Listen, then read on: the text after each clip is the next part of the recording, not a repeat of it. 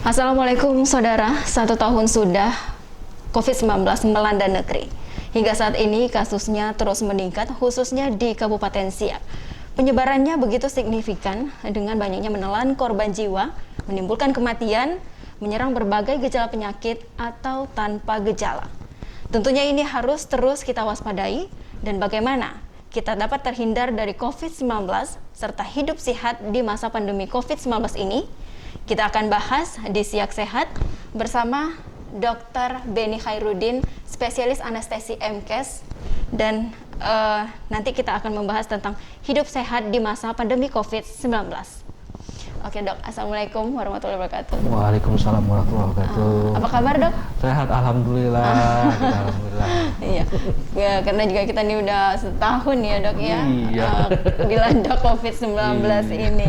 Dan COVID-19 itu awal mulanya kan berasal dari Wuhan, Cina ya dok ya, dan begitu cepat penyebarannya hingga melanda juga negeri kita Indonesia, dan akhirnya juga sampai nih ke Kabupaten Siak pada tahun lalu di bulan April ya dok ya. Iya, benar. Nah, bagaimana nih dok awal mula penyebaran COVID-19 di Kabupaten Siak, dan boleh dijelaskan sedikit itu apa COVID-19 ini dokter? Oh ya, terima kasih.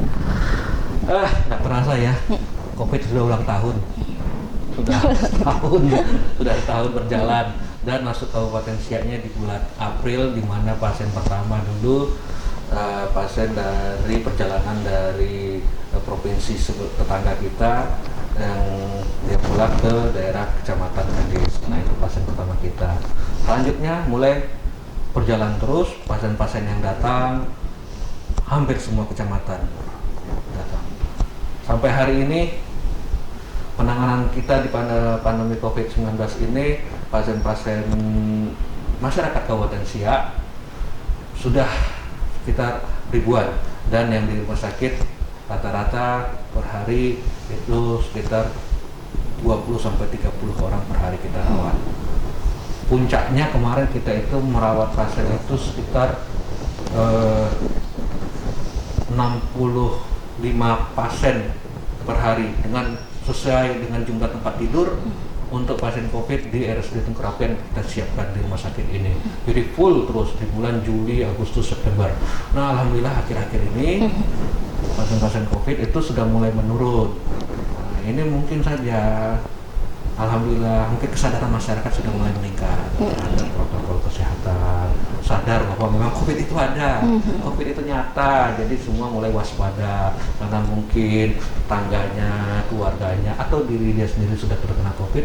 Akhirnya mereka mulai menyadari bahwa memang kita harus bersama-sama menyelesaikan pandemi COVID-19 ini, khususnya di Kabupaten Siak. Oke. Boleh jelaskan sedikit nih, COVID-19 ini apa itu dok, dan apa sih yang menyerang biasanya pada pasien-pasien yang ada di Kabupaten Siak ini dok? Oh ya, jadi COVID-19 ini asalnya dari virus corona. Virus corona ini banyak jenisnya. Dulu ada disebut virus MERS, terus SARS, segala macam. Nah, sekarang namanya virus yang ditemukan tahun 2019 namanya COVID-19, Corona Virus Disease, penyakit virus corona 19, COVID-19. Nah, itu disebutnya. Asalnya dulu diduga berasal dari Cina. Kemudian di bulan Desember, terus mulai menyebar beberapa puluh negara, kemudian masuk ke Indonesia di bulan Maret. Dulu kita ketahui awalnya warga Depok yang terkena di bulan Maret. Kemudian mulailah menyebar ke berbagai wilayah Indonesia, sampailah bulan April di Kabupaten Siak. Nah, dari situ kita bisa bayangkan bahwa virus corona ini sangat cepat penularannya. Penularannya dari mana? Terutama dari area muka, area wajah, mata, hidung, mulut. Masuk lewat droplet itu kita bicara, kan keluar tuh percikan-percikannya, percikan air liur kita itu membawa virus. Bagi orang yang sudah positif COVID-19, dia menyebarkan virus. Bagi siapa saja yang bisa terkena, jika yang sedang positif itu tidak pakai masker, terus ngomongnya jarak berdekatan kurang dari 1 meter, tentu percikannya akan mengena sekitar yang tidak menggunakan masker. Atau dari mana lagi? Misalnya ini percikan, dia positif COVID, dia tidak pakai masker, ngomong kesana kemari, percikannya nempel sini. Kemudian kita datang, kita pegang sini, daerah sini, terus mata kita gatal, kita gosok-gosok, atau hidung kita gatal, kita gosok-gosok tanpa kita cuci tangan dahulu. Akhirnya kita tertular dari virus-virus yang nempel di area-area yang habis bekas percikan dari air liur penderita COVID itu. Nah, makanya kenapa kita diminta menjalankan protokol kesehatan, jaga jarak supaya tidak terkena percikan, cuci tangan pakai sabun supaya kita tidak megang kesana kemari, area muka kita terjaga, mata, hidung, mulut terjaga, pakai masker supaya kita terhindar dari COVID-19. COVID-19. Nah, mayoritas dari pasien terkonfirmasi positif COVID-19 yang dirawat di pondok di Kabupaten Siak pada umumnya, kondisinya seperti apa nih, Dok? Ya, alhamdulillah kondisi pasien-pasien COVID-19 di RSUD Tunggul Apian khususnya.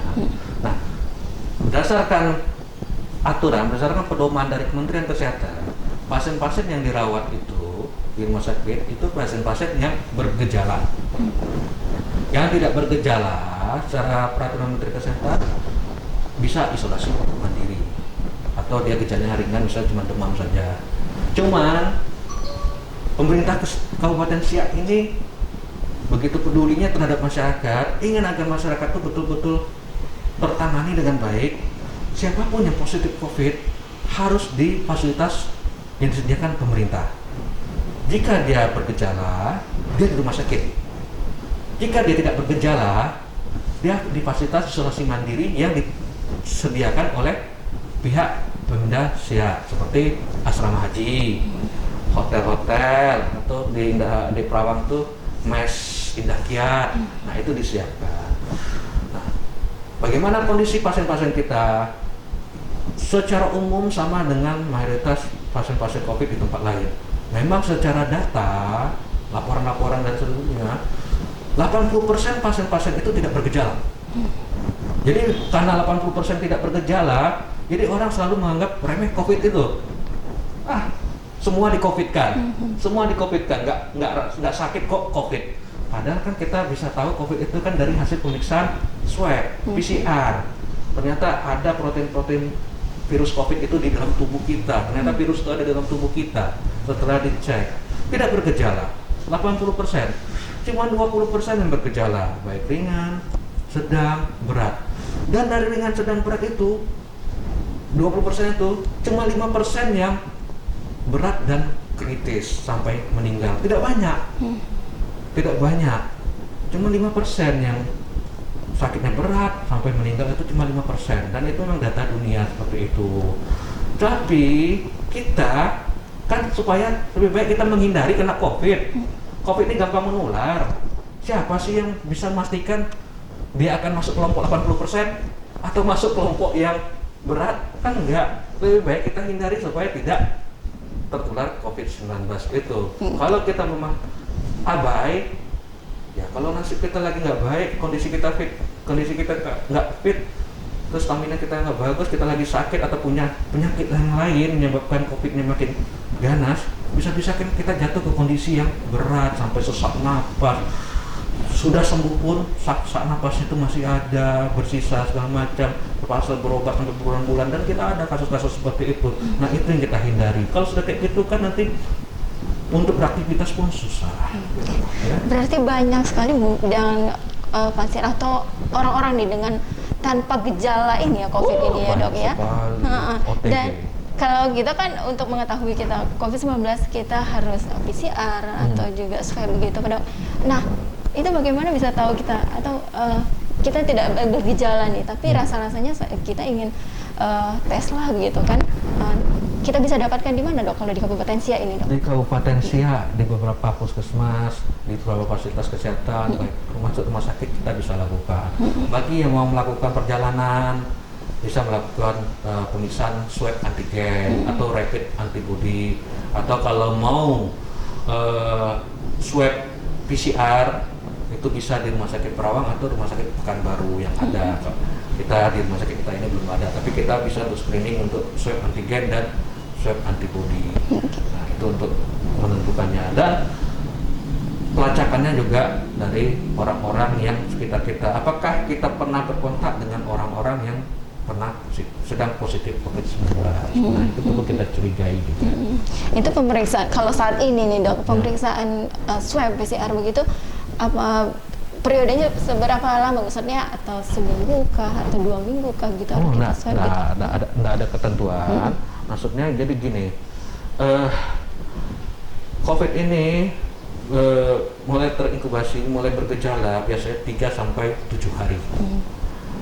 Ketika mulai dia tertular virus, gejalanya tuh mulai nampak, baru bisa kelihatan swab, terdeteksi dari swab, dari pemeriksaan itu 3 sampai 7 hari. Kalau hari ini baru tertular, hari ini belum kelihatan, mungkin hasilnya negatif. Jadi 3 sampai 7 hari. Minggu depan pun kalau memang mau periksa nggak masalah, tapi kita biasanya per 2 minggu kita periksa, atau tenaga kesehatan per bulan kita periksa. Nah dok, seberapa bahayakahnya COVID-19 ini dok bagi orang-orang tanpa gejala atau yang punya berbagai penyakit begitu dok? Bagi orang yang tanpa gejala, bahayanya dia akan dengan gampang sekali menularkan ke orang lain. Karena dia tidak merasa sakit, karena dia merasa tidak terkena COVID. Dia dengan leluasanya akan, kalau dia tidak paham, tidak menjalankan protokol kesehatan, dia akan menyebarkan kemana-mana ke keluarganya bisa. Akhirnya akan semakin banyak yang akan tertular kan COVID-19. Bagi yang mempunyai penyakit misalnya kencing manis, sakit jantung, darah tinggi, sakit paru, atau daya tahan tubuhnya lagi jelek, misalnya HIV atau kanker segala macam, itu tentu COVID ini kan penyakit yang akan menyerang daya tahan tubuh. Daya tahan tubuhnya akan semakin jelek, penyakit-penyakit itu akan semakin muncul. Makanya sering ceritanya terdengar, dia itu kan sakit jantung, kok dibilang COVID? Ya iya. Dia itu kan darah tinggi, kok dibilang COVID? Ya iya, karena COVID-nya itu menyebabkan darah tingginya muncul. Sering kita temui di sini pasien-pasien muda segala macam, yang selama ini dia nggak tahu sakit gula, sakit diabetes mellitus enggak. Dia positif COVID, ketika kita periksa, kadar gula darahnya tinggi sekali. Ada yang masih muda juga, selama ini nggak merasa darah tinggi, ketika sudah positif COVID, tekanan darah tingginya tinggi sekali. Nah itu, makanya orang sebut bilang bahwa COVID-19 ini penyakit 1000 wajah. Penyakit 1000 wajah. Semua penyakit muncul gara-gara COVID. Gara-gara COVID-nya muncul semua penyakit yang kita hidup selama ini.